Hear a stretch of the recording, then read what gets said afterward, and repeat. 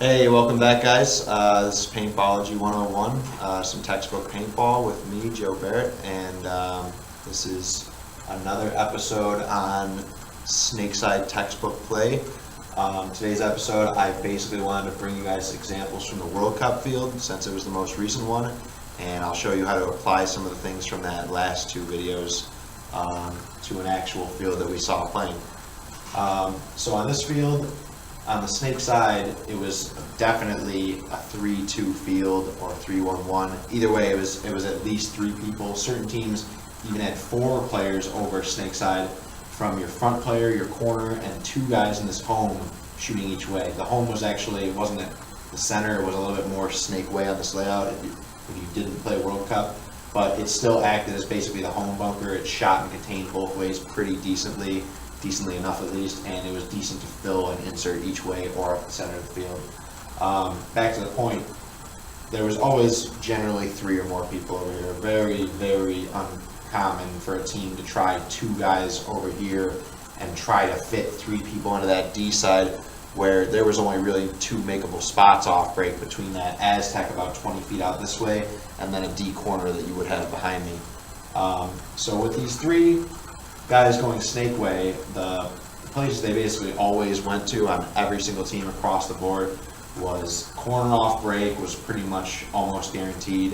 With a straight wire like that, it's a very, very strong bunker, very easy to live in, and very easy to contain and dominate snake side, and then wrap as you shoot the players out of the snake and contain it even better. You had this home bunker, which was normally where your three guy is, your middle insert guy, and then you normally had your insert guy either double up at home, go to one of these two tall cakes, or possibly go to God, depending on how the breakout had. Oftentimes, teams would have their player come out to this tall cake shooting crossfield for the Dorito corner. Sometimes they'd have him shoot heads up because he can see the gap between the God and the direct gap in front of the snake very clearly, whereas the home bunker had to be real low and could only shoot about a foot before the snake gap itself. So basically you knew it was going to be something like this. It was going to be two guys back here, and your middle guy was going to be either going to one of these two bunkers or possibly right to snake off break. Why it's risky to have him go right to snake off break is because with a layout like this where you're always going to corner, now you have two guys going through the same lane. And then whether it's their home guy, their cake guy, somebody running up the middle, basically you just increase their odds on getting a G somewhere or other. You know, if they were shooting for your corner player and you only had a snake runner, he's probably going under the paint. Whereas vice versa, if they're shooting for the snake runner and you only have a play going corner, you're way back behind the paint. You're going to make it to your bunker safely. But if you run both those spots constantly off break, which many teams did, it's difficult to always have both spots make it in because his lane's going to be in front of one of those two wide spots.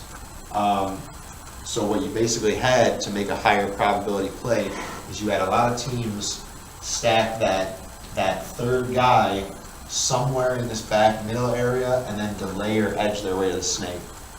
Basically that would allow them to get a second steady gun up to shoot a runner this way, and it would take away some of the paint that was in the air right off the break for him while that corner player is running out. Now when he decides to move and leave, he can leave on his gun edging people in, or he can just go right to the snake, which hopefully will be underneath lanes that are just held on the corner player, the player that they see got widest out in the field.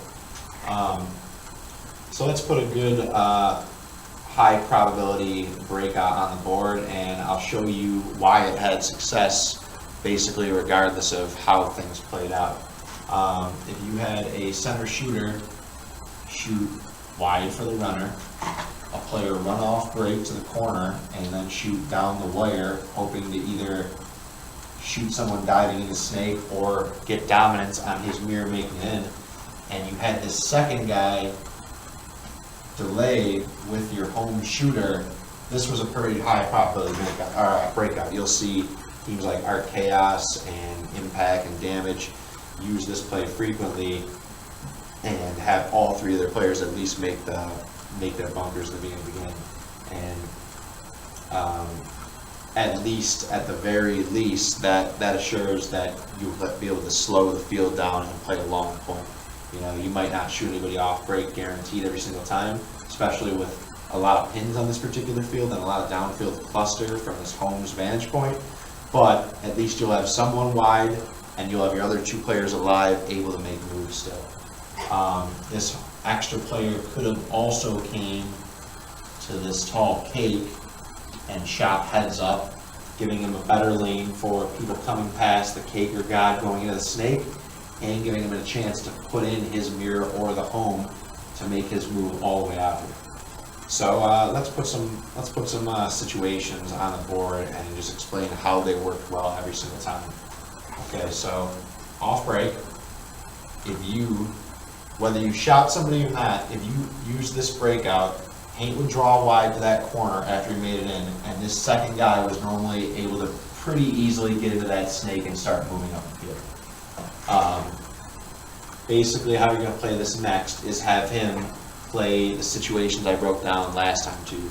If no one's in the snake with him, you know, then the nearest guy for them got to the corner or to God, he could go to the 50 and kill people out of that Dorito side. It was a very tough D side to live from the snake, and that's why you didn't want your snake players in this layout to mess around in the first or even second notch.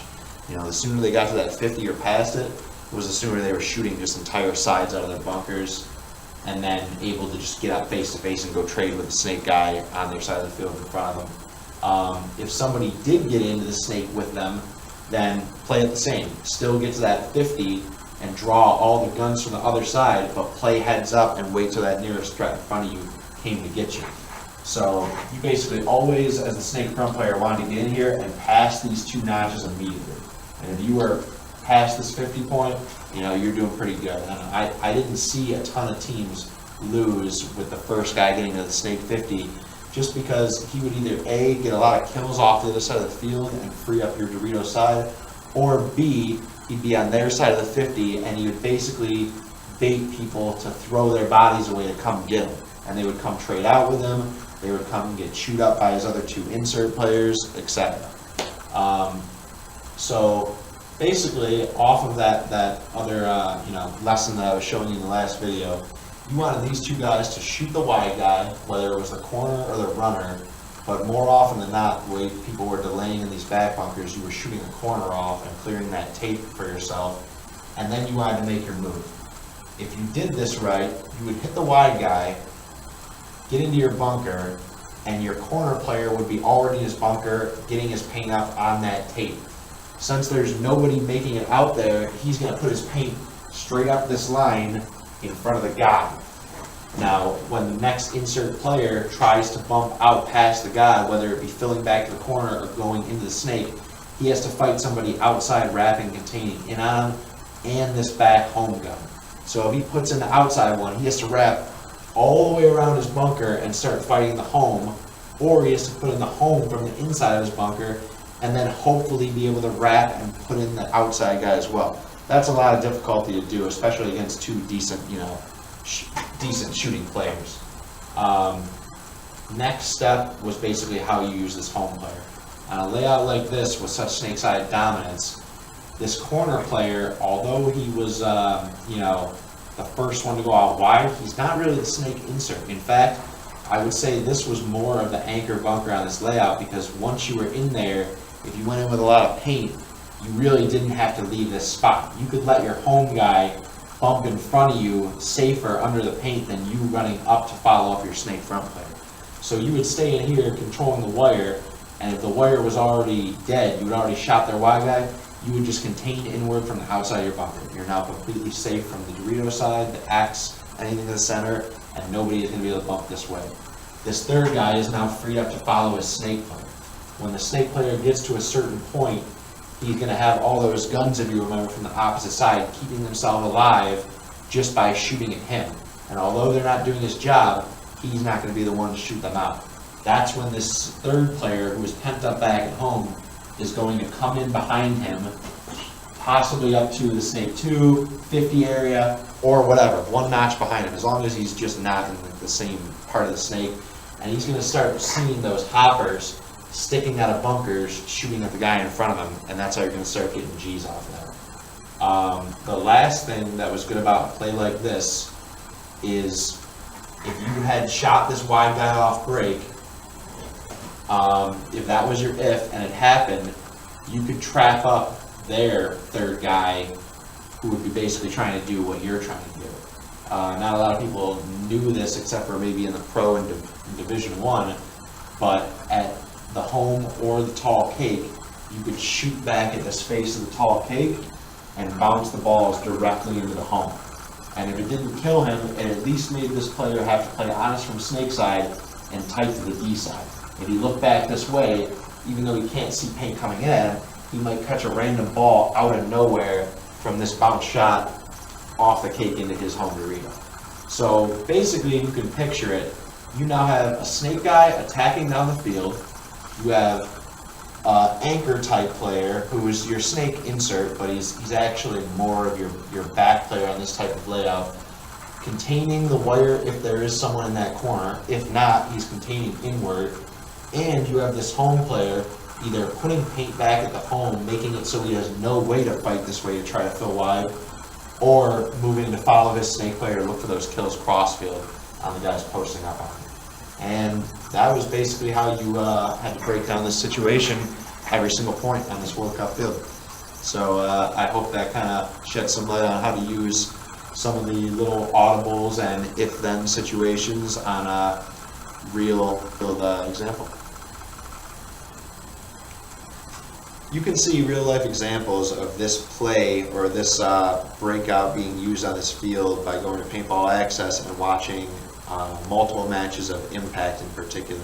You'll often see their fast, small front player, Justin Cornell, go right to the God or Snake off break with a good anchoring back player going like Rainey Stanzak going to this corner off break. And then you'll see their other insert players like the Yakomex or Justin Rabikoff come from this home Dorito and basically play the situation accordingly. You know, if they had shot somebody off break, he might go up the middle, he might come into an insert bunker shooting at a bounce shot. If the game got long and drawn out because everybody made it wide downfield, you would see Justin do what I told you by coming in behind his snake front player and using those back notches to work out people dug in crossfield. So I hope you can find some use in those examples, and maybe when you see this situation going on next time, you can have better success in it yourself. Good luck.